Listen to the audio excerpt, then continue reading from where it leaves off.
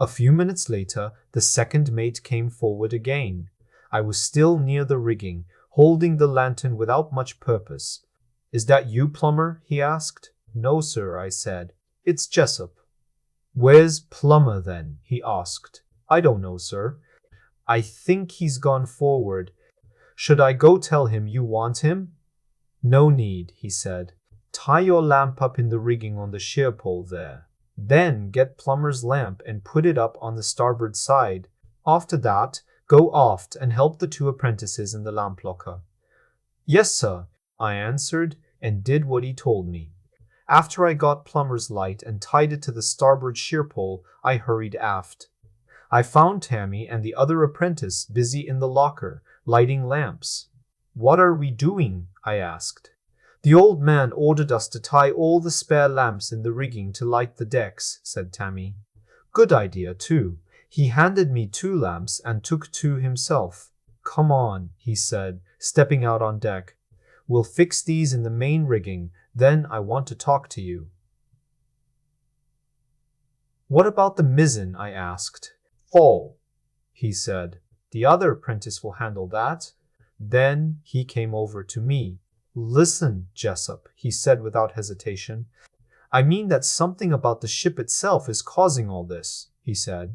"If you had told the second mate when I told you to, maybe none of this would have happened.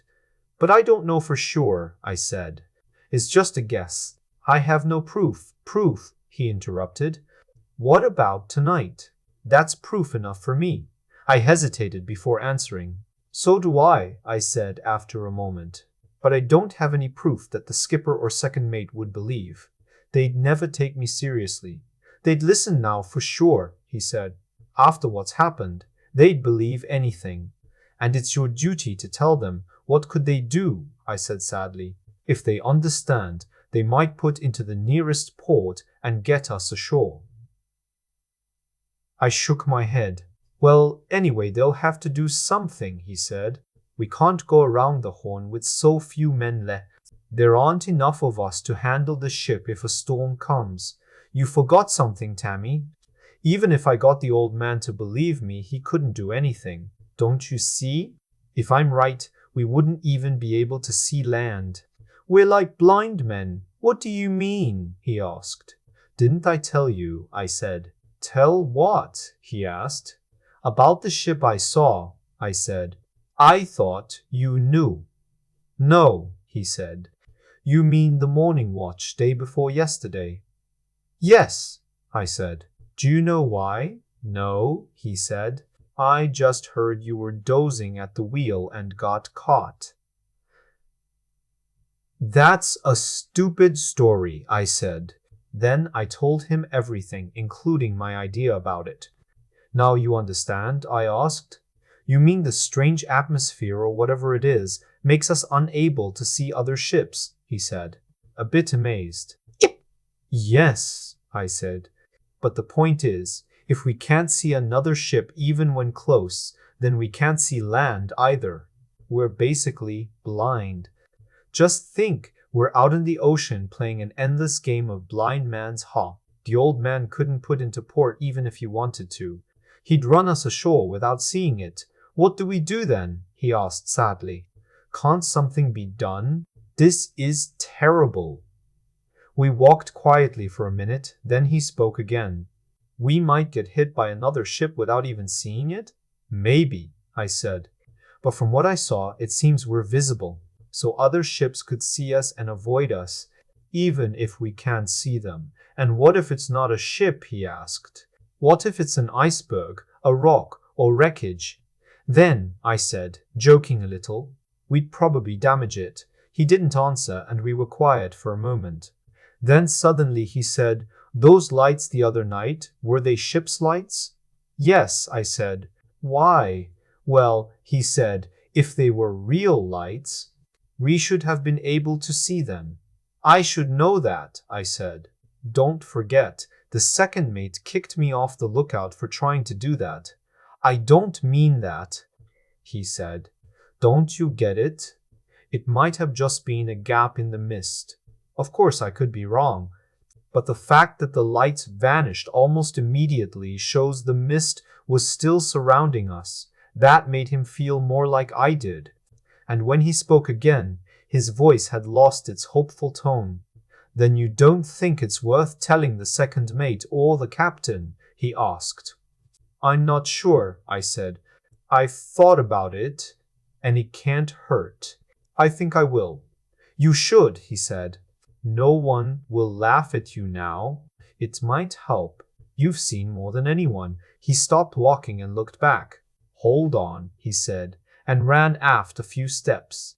He looked toward the poop deck and came back. "Come on now," he said. "The captain's talking to the second mate up there.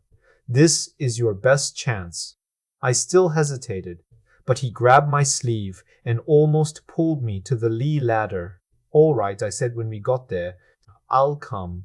But I don't know what to say once I'm in front of them." "Just tell them you want a word," he said. "They'll ask what for, and then you tell them everything. You can support me." "I'll come," he said. "But you go first."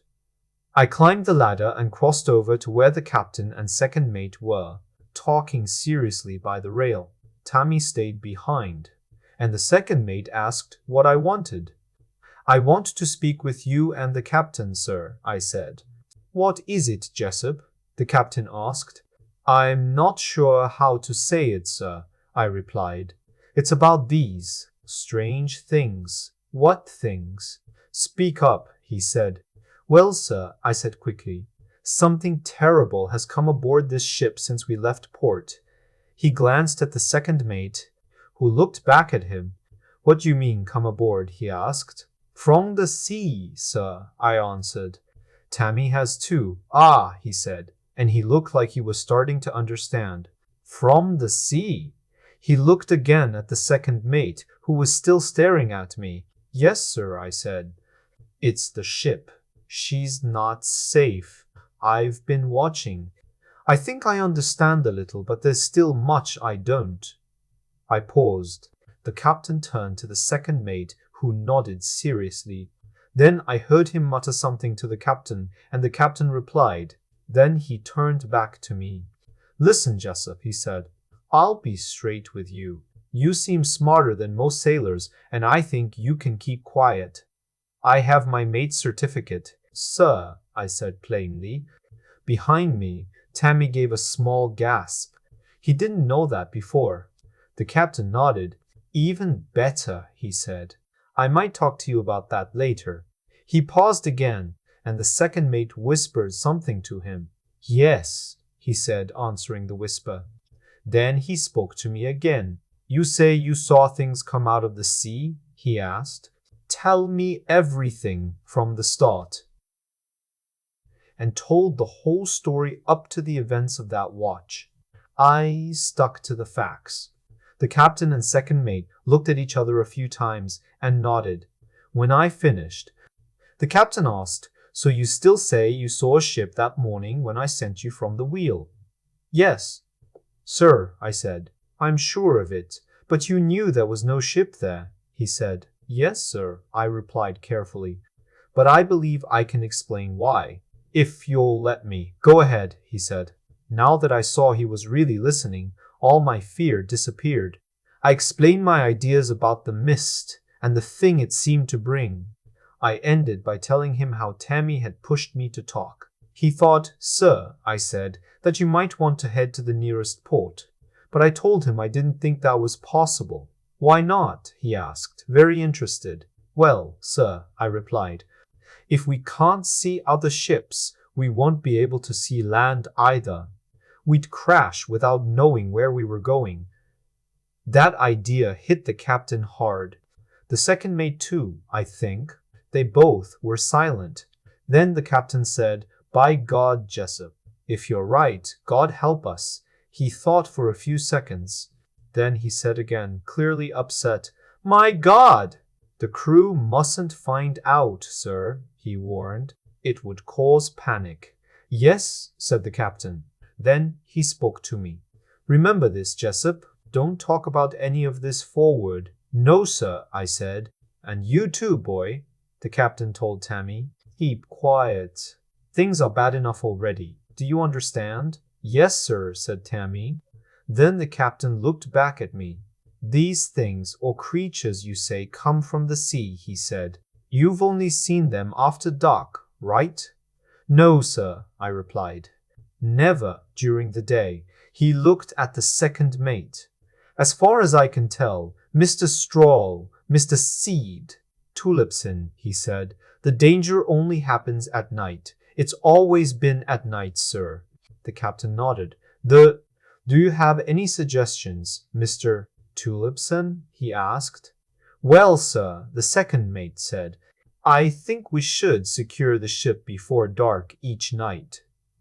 He spoke with emphasis, then glanced up and motioned toward the upper sails. Yes, he agreed. We'll have to do it. Then he asked aloud, And the lights, sir? Yes, the captain said. We'll hang lamps in the rigging every night after sunset. Very good, sir, the second replied, then turned to us. It's nearly daylight, Jessup, he said, glancing at the sky, and went down from the poop deck with Tammy.